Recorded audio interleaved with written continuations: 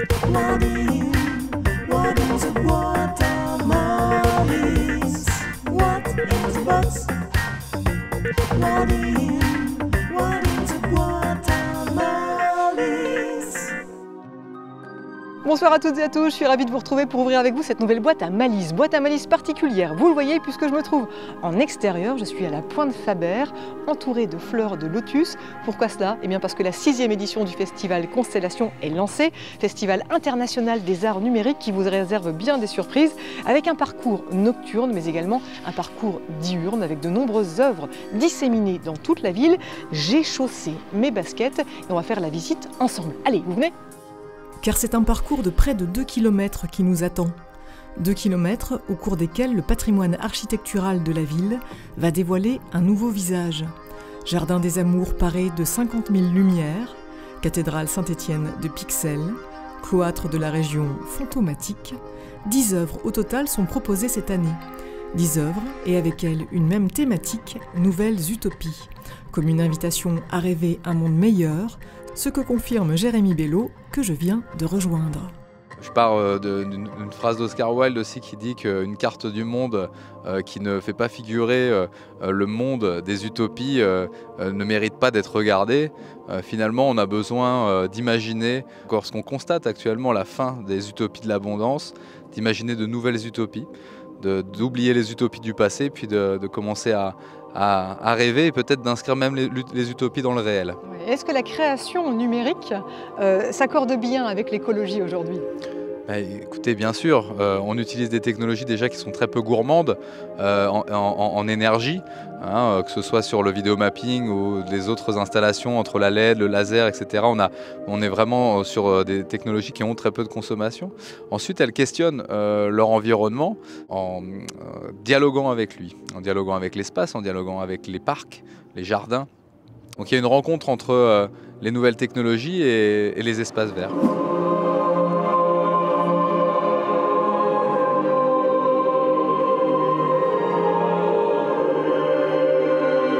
Les artistes vraiment rentrent dans les lieux, rentrent dans les projets, dans les espaces. Et finalement, ils s'accaparent le patrimoine, notre patrimoine aussi architectural messin. Et donc du coup, ils redécouvrent des éléments de façade, des petits détails architecturaux, et ils les donnent à découvrir aussi au public. C'est le cas de beaucoup d'œuvres dont on va pouvoir en parler. Il y a une grande part de rêve. L'utopie, c'est aussi ça, c'est rêver. Là, on entend une musique assez enchanteresse juste derrière nous. Ça se passe dans ce dôme. Qu'est-ce qu'elles vont raconter justement toutes ces créations ici en particulier? Une incitation au voyage, ça c'est sûr évidemment. Le rêve, le voyage dans les imaginaires.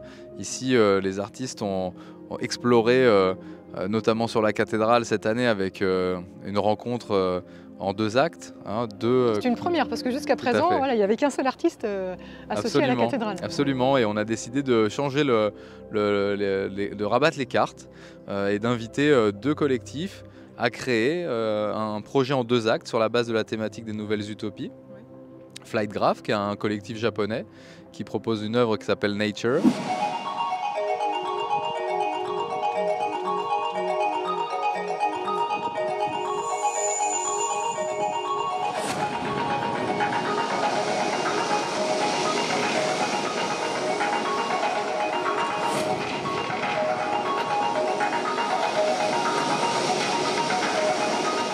Et le 2e acte, qui est l'œuvre d'Onion Lab, qui est un collectif barcelonais, espagnol, qui a travaillé à un projet qui s'appelle Climate, et qui fait évidemment référence à un dialogue entre utopie et dystopie, qui raconte les changements climatiques, les craintes, puis en même temps l'espoir.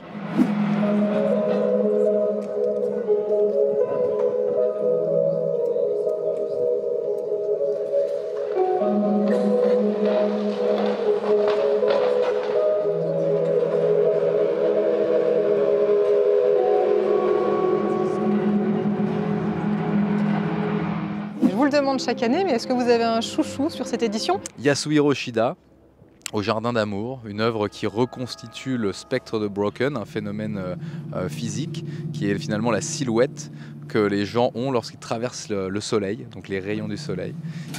Donc Broken 6.1 qui serait on va dire un de mes coups de cœur. Et puis l'installation 2024 Architecture avec Laurent Garnier dans l'église des Trinitaires, qui va créer un dance floor avec une œuvre audio-réactive. La lumière qui réagit au son Absolument. et vice-versa. Et corps dans le cœur, qui pour moi est une rencontre entre un objet architectural comme on pouvait l'avoir sur Réflexion.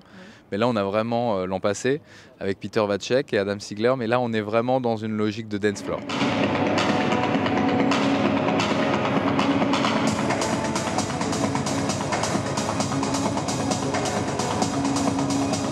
Un mot pour terminer, parce que le public là, va sortir. Cette œuvre derrière nous, justement, quelle est-elle? Alors c'est Nine, qui a été proposée par Anastasia Isaacsen.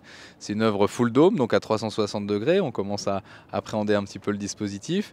Et puis du coup, ça raconte le voyage au travers des 9 cycles de la vie d'après la Divine Comédie de Dante.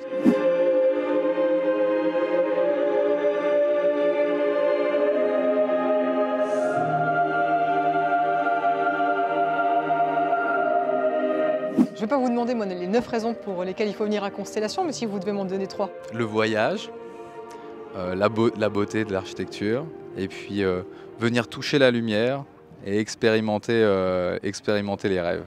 Eh bien c'est parti, on va le faire ensemble alors, le voyage. Merci beaucoup, merci.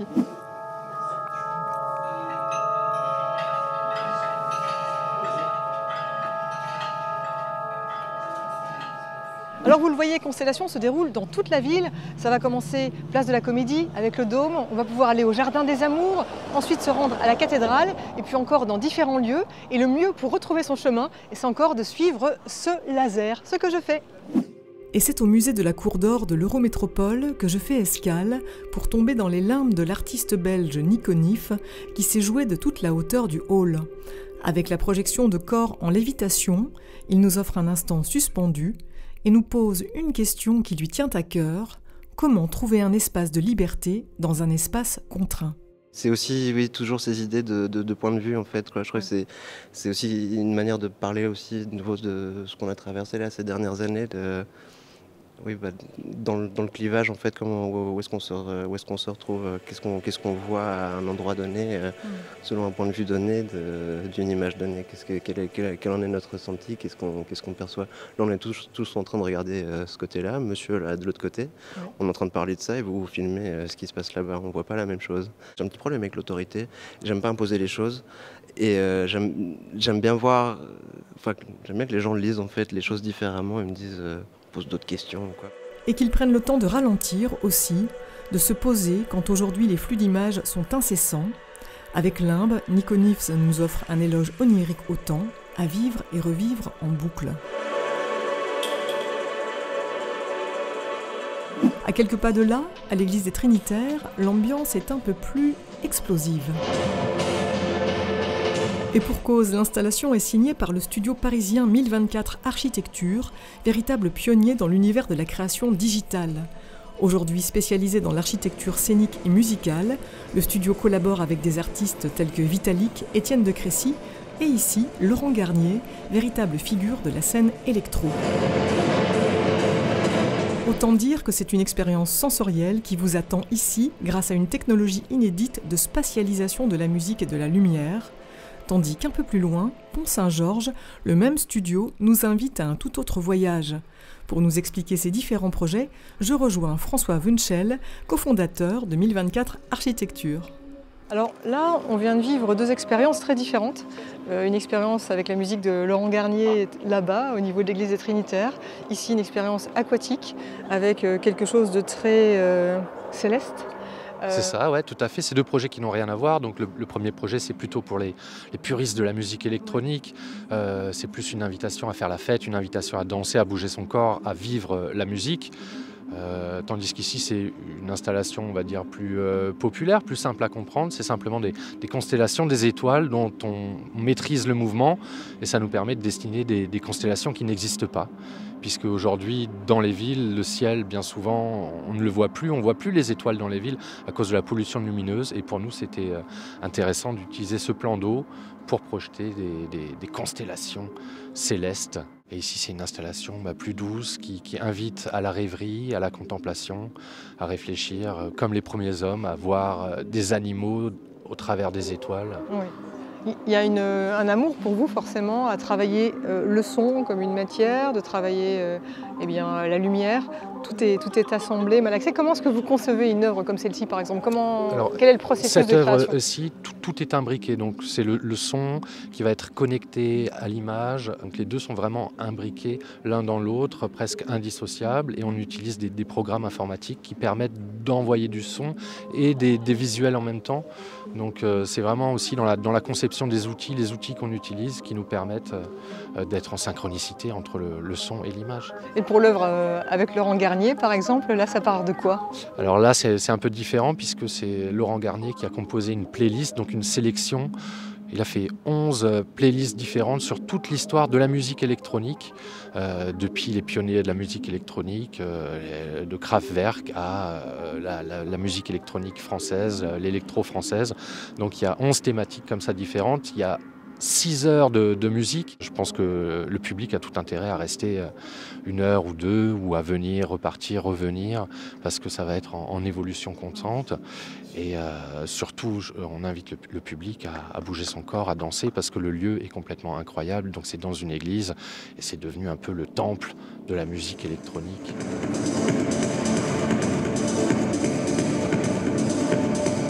Ce que je demande aussi toujours un peu aux artistes qui sont là, c'est de voir vos œuvres en situation dans des villes différentes, des lieux différents. Ici, on est à Metz, je ne sais pas si c'est une ville que vous connaissiez à la base. Vous êtes là-bas dans l'église des Trinitaires. À chaque fois, il y a une émotion particulière à les découvrir in situ dans d'autres lieux. C'est l'occasion chaque fois de confronter une installation avec le site, avec la ville qui va l'accueillir, et forcément il y a des modifications, des ajustements. Ce projet-là a été présenté au Parc de la Villette à Paris l'année dernière, mais aujourd'hui il n'a plus rien à voir, Ça rend mieux tout ici. est différent. Merci. Si les artistes invités sont de renommée internationale, la jeune création n'est pas oubliée, avec cette volonté d'opérer une transmission. L'auteur-compositeur-interprète pop synthétique Romain Muller, bien connu de la scène messine, ne cache pas sa fierté d'avoir été sollicité pour la création d'une œuvre originale, réalisée en duo avec le scénographe parisien Paolo Morvan. La fusion de leurs deux univers les a conduits à transformer le cloître de l'Hôtel de Région en théâtre spectral, où son et lumière induisent une troisième matière, les visiteurs eux-mêmes. En fait, l'idée, c'est de les amener par ce système de praticables et de parois dépolies à venir déambuler dans le cloître et à créer des jeux d'ombre dans cet environnement. Des ombres qui sont d'abord dans la narration qu'on a pensé avec Romain assez fantomatiques, qui se découpent, qui sont très en contre-jour, ou vraiment comme si on avait des silhouettes très énigmatiques qui va avec le début de la musique qu'a composé Romain. Et puis derrière, on va faire une création lumière qui est de plus en plus qui se réchauffe de plus en plus, qui est de plus en plus englobante, avec quelque chose qui donne envie de rester, d'aller comme si on était dans un foyer réconfortant. Les ombres se transforment en taches colorées qui viennent animer le cloître, et les gens qui sont de part en part de la paroi vont découvrir la silhouette de la personne qui est en face, en couleur, avec des jeux de variation de lumière, d'intensité. C'est vrai qu'il y a quelque chose de très fort dans toutes les œuvres qu'on peut découvrir cette année, c'est qu'il y a vraiment une invitation à la contemplation et à déambuler, et on a envie d'y retourner à chaque fois. C'est ça, en fait, l'idée c'était aussi et surtout ça, en fait, que le spectateur soit vraiment immergé. Et puis c'était aussi le deuxième challenge, c'était d'utiliser une technique qu'on appelle la spatialisation sonore, qui est là donc en 12 points, c'est-à-dire donc 12 enceintes. Et là, j'ai pu m'amuser vraiment avec tous les synthés qu'on appelle arpégiateurs, c'est-à-dire c'est tous ces synthés qui tournent beaucoup, avec lesquels on a pu vraiment bien s'amuser, avec Anne Van de Broek qui m'a bien aidé aussi sur cet aspect-là, et puis qui aussi met l'accent sur l'aspect immersif aussi de l'œuvre. Donc on invite en fait tous les téléspectateurs à bien se placer au centre du cloître. Il ne faut pas hésiter en fait à vraiment se promener à se balader au travers des petites allées. Il ne faut pas hésiter, il ne faut pas être timide. Il n'y a pas justement, il faut pas qu'il y ait de distance entre l'œuvre et le spectateur. Au contraire, il faut que ce soit un tout. Ouais.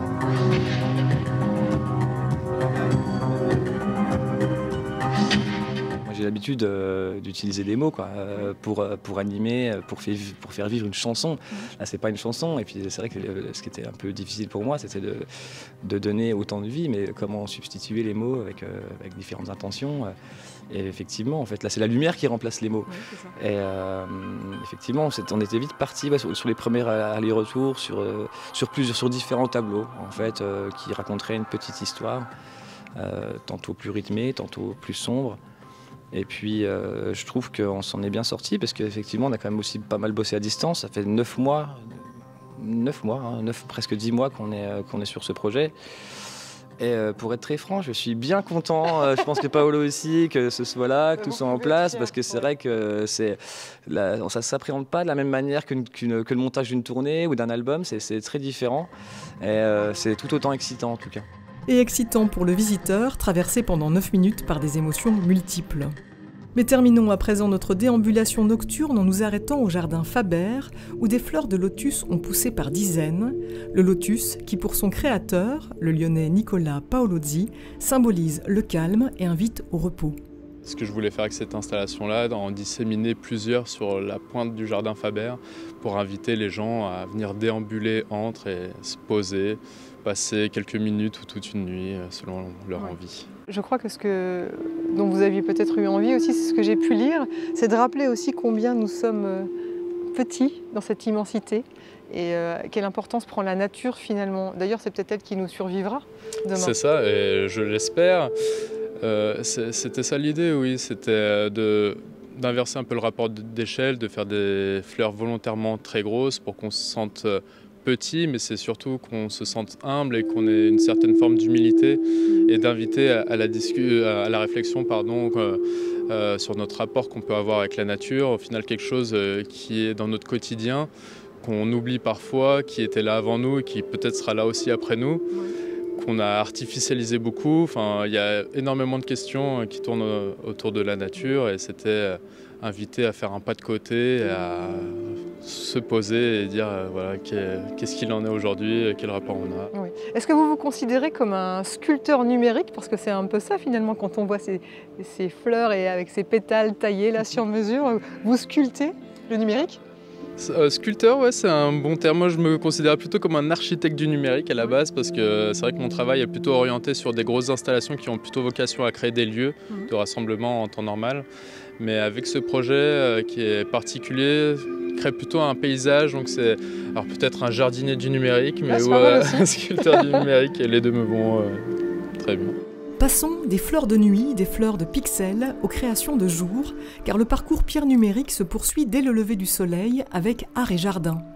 Une invitation à déambuler au fil de l'eau pour découvrir des œuvres qui font corps avec le paysage et qui là aussi mettent en valeur le patrimoine. 10 installations réalisées cette année sur le thème des illusions et des anamorphoses, ou dans leur traduction latine, de la tromperie et de la transformation. En résultent des créations engagées qui véhiculent également un message fort de préservation de la planète. Au-delà d'une réflexion sur l'écologie et l'environnement, c'est déjà une réflexion sur ce qui nous entoure, la manière de regarder ce qui nous entoure, la manière de regarder notre environnement immédiat pour les gens qui habitent à Metz et un environnement nouveau pour des touristes, des personnes qui viennent de l'extérieur. Après, bien sûr, les artistes, ils collent à leur époque, ils collent aux thématiques de leur époque. Moi-même, en tant que commissaire, bien sûr, je n'en suis pas du tout étrangère et ça m'intéresse. Donc, bien sûr, ces questions-là reviennent particulièrement cette année, plus que pour l'édition de l'an passé, qui était plus sur l'aspect de la poésie que peuvent nous inspirer les paysages, l'eau, la végétation. Cette année, il y a aussi quelque chose d'un peu plus engagé, pas uniquement sur l'écologie, mais aussi sur des questions de guerre, de paix, de la manière aussi de vivre ensemble, telle que l'installation de Valentin Pierrot la suggère. Et la voici, cette installation réalisée tout spécialement pour la Porte des Allemands par Valentin Pierrot, qui s'il est strasbourgeois, a grandi à Metz et en a fait sa ville de cœur. Avec Cessez-le-feu, il a souhaité jouer avec subtilité avec l'architecture du bâtiment et lancer un grand cri de paix, loin d'être anodin aujourd'hui. je suis sculpteur de bois brûlé, donc j'avais une performance que j'ai intitulée Cesser le feu, où ces dernières années, j'avais pour habitude de façon spontanée à me balader avec un grand drapeau blanc parfois. En tant qu'artiste et en tant que citoyen, je suis parfois un peu dépassé aussi par la situation et par la géopolitique mondiale. Et je me suis dit que c'était l'occasion de faire un cessez-le-feu un petit peu plus grand dans ce bâtiment et d'accrocher un grand drapeau ici et d'en appeler un petit peu à la paix, à l'apaisement et d'amener à découvrir un petit peu le bâtiment différemment, en tout cas de créer une petite bulle d'apaisement à la porte des Allemands. C'est vrai que vous l'écrivez, si nous avons paix dedans, nous avons paix dehors. C'est une invitation aussi à un repli intérieur, à une méditation et aussi, enfin, voilà, tout part de là finalement, de la colère de l'humain. Tout à fait, c'est souvent le problème, c'est la colère de l'humain et quelques problèmes d'ego mal placés qui parfois font de grands problèmes. Et en fait, cette phrase-là, c'est la devise de la République messine qui avait été écrite au XIIIe siècle, à l'époque où la ville était tenue par plusieurs familles et qui s'est dit, ben, voilà, si nous avons paix dedans, si nous sommes ensemble unis dans la ville, à l'intérieur de nos fortifications, et ben, on sera plus à même et on arrivera à gérer toute venue et tout ennemi qui viendrait nous agresser potentiellement. Et je me suis dit que c'était intéressant de ressortir cette devise-là, déjà pour un petit peu faire résonner le patrimoine de la ville. C'était une devise qui était inscrite au-dessus de la porte Sainte-Barbe, qui a été détruite en 1904 et qui était construite non loin de la porte des Allemands. Et effectivement, aujourd'hui, ça nous sonne comme un petit mantra de se dire, voilà, si nous sommes en paix avec nous-mêmes, nous serons en paix avec les autres. Et ça m'intéressait, ça permettait aussi de ramener un petit peu de sens et de signifiant au vu du reste de l'installation et de ces grands tissus blancs qui flottent. Une pièce dont on peut dire qu'elle fait littéralement corps avec le bâtiment. Pour poursuivre la balade, je vous propose à présent de monter à bicyclette, car le parcours fait tout de même plus de 4 km. Promenade des remparts, les installations des étudiants de l'École supérieure d'art de Lorraine, les Halles, se dévoilent, mais aussi l'exposition photo Ops de Yannick Monget. Un travail adapté du livre du même nom qui a nécessité la création de 120 visuels sur le futur de la Terre. 50 personnalités du monde entier y ont collaboré, prix Nobel, astronautes, explorateurs, chefs d'État, peuple peul ou inuit.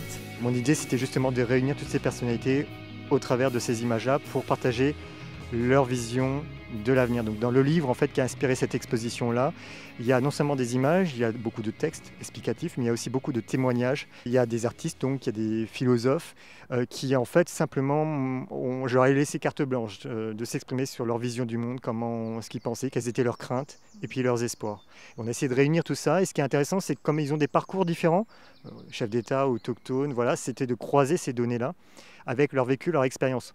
Et comme ils viennent du monde entier, ce qui est intéressant, c'est de voir que tout le monde est un peu confronté aux mêmes problématiques qui sont vraiment d'ordre planétaire aujourd'hui et qui s'emballent. Avec ses peintures numériques, Yannick Monget utilise l'art comme un vecteur pour rendre le discours scientifique plus accessible et pour sensibiliser à la problématique environnementale. Une problématique à laquelle les artistes luminaristes Benjamin Nesme et Marc Sicard sont loin d'être indifférents. Depuis 2 ans, ils travaillent sur les oiseaux, sur leurs mouvements et sur le phénomène de murmuration, ces groupements d'oiseaux en plein vol. C'est d'ailleurs à un envol auquel ils nous invitent à la maison de l'Éclusier. On a proposé un projet qui est composé d'une centaine de petites plumes en aluminium qui flottent au gré de l'eau. Et ce qu'on propose aux spectateurs, c'est de se déplacer autour de l'œuvre parce qu'il se trouve qu'en se déplaçant, le point de vue va changer et toutes ces petites entités qui sont posées sur l'eau vont venir former un oiseau géant, monumental, aux couleurs d'un martin pêcheur. Dans cette idée de murmuration et de l'oiseau individu dans l'oiseau groupe, qui en fait, en suivant sa trajectoire propre, compose en fait des formes qui sont agréables à l'œil pour autrui. On a cette espèce de jeu entre l'individu et le groupe et ce qu'on veut dire, ce qu'on veut participer, à quel point et ce qu'on amène en fait au monde en général. On se questionne de plus en plus sur les phénomènes naturels dont on cherche quelque part à extraire une certaine poésie, une certaine fascination et forcément il y a tout de suite la question supplémentaire qui arrive, qui est de dire en tant qu'être humain, on a quand même une bonne responsabilité sur l'avenir un peu de notre biotope, de la biosphère, entre autres.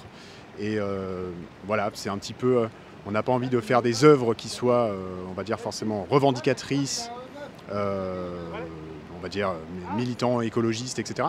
Mais pour autant, ces questions-là, elles sont fondamentales. Et on a envie que ce soit plutôt la poésie et quelque part le fait de décaler le regard, de surprendre le regard, qui permettent de se dire tiens, oui, il y a un peu quelque chose d'un petit peu étonnant. Étonné, vous le serez sans aucun doute tout au long de ce parcours diurne où se conjuguent art contemporain et patrimoine, une invitation au rêve mais aussi à repenser notre monde. Le festival Constellation vous ouvre ses portes de jour comme de nuit jusqu'au 3 septembre et ça n'est pas une utopie.